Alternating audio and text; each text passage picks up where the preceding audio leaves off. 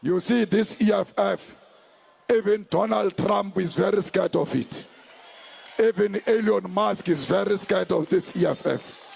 That's why you must know wherever you are a powerful force. So, I was like disappointed to see the massive spending bill, frankly, which increases the budget deficit, not just decrease it, and undermines the work that the Doge team is doing. Elon Musk just betrayed me and stabbed me in the back. What a joke of a guy he is.